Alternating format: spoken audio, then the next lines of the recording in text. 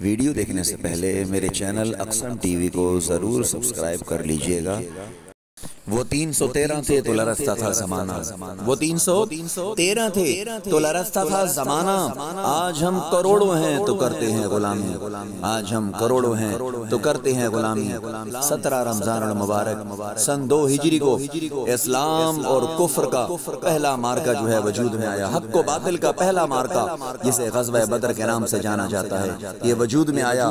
غزوہ بدر حق و باطل کے درمیان ہونے والا ایسا عظیم مارکہ تھا جس سے مسلمانوں کی عزت اور شوکت میں مزید اضافہ ہوا۔ میرے دوستو، ہمارے بچوں نے اس کا نام تو سنا ہی ہوگا، مگر تفصیل اس کی حقیقت ہمارے بڑوں کو معلوم نہیں ہوتی۔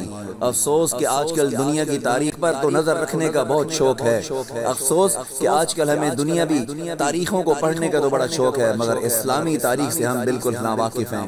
ہمیں چاہیے کہ ہم اپنی آنے والی نسلوں کو اپنے اسلاف کی تاریخوں کو جو ہے دہراتے رہیں، یاد کرواتے رہیں۔ دوستان اسلام، غزوہ بدر کا دن ہے۔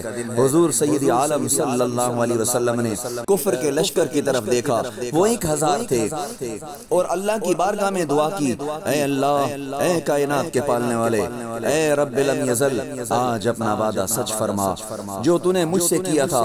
اے اللہ، اگر آج مسلمانوں کا یہ گروہ ہلاک ہو گیا تو میرے مالک روئے زمین پہ تیری عبادت کرنے والا کوئی نہ ہوگا، روئے زمین پہ تیری عبادت پھر نہ کی جائے گی۔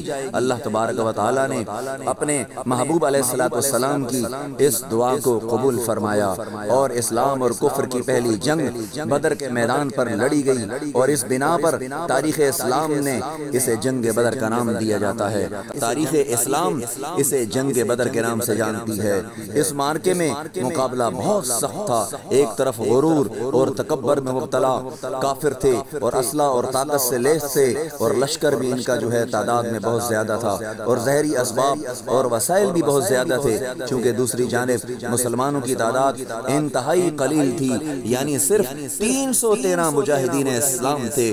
وہ 313 جنہوں نے رسول عربی صلی اللہ علیہ وسلم کے ایک آواز پر لبیک کہتے ہوئے اپنی جانوں کو ہتھیلیوں پر رکھا اور عرض کی، یا رسول اللہ صلی اللہ علیہ وسلم، اگر ہم تعداد میں تھوڑے ہیں تو کیا ہوا، آپ ہمارے ساتھ ہیں، ہمارا رب ہمارے ساتھ ہے، انشاءاللہ آپ ہمیں جیسے حکم دیں گے انشاءاللہ آپ ہمیں ثابت قدم پائیں گے۔ اور اللہ پاک نے محبوب علیہ السلام کے ان 313 کو تاریخ ساز فتح عطا فرمائی۔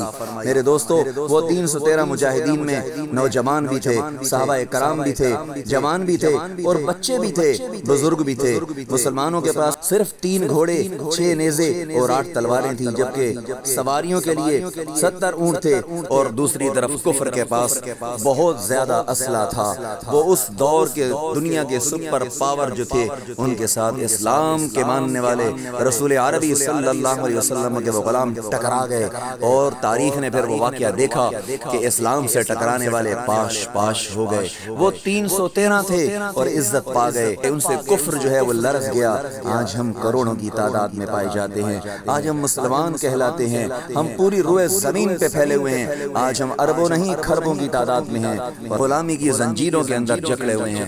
اس زنجیروں کو توڑنا ہوگا، اس غلامی کی زنجیروں سے ہمیں نکلنا ہوگا، اسلام کی طرف لوٹنا ہوگا۔ یہی رمضان کا پیغام ہے، یہی 17 رمضان المبارک جنگ بدر کی شہداء کا پیغام ہے کہ جب حق آ جائے تو پھر باطل کو مٹنا پڑتا ہے۔ اللہ تبارک و تعالی اس رمضان کی جو ساعتیں باقی رہ گئی ہیں، ان کی ساعتوں کی برکتوں کو ہمیں سمیٹنے اور برکتیں لوٹنے کی ہمیں توفیق عطا فرمائے، اور اللہ تبارک و تعالی شہداء بدر کے درجات میں بلندیاں عطا فرمائے۔ انہوں نے عظیم قربانیاں اسلام کے لیے دی، قرآن کے لیے دی، اور بانی اسلام کے لیے دی، اور انہوں نے روزے کی حالت میں، رمضان تھا روزے تھے، روزے کی حالت میں کفر کو پاش پاش کر دیا۔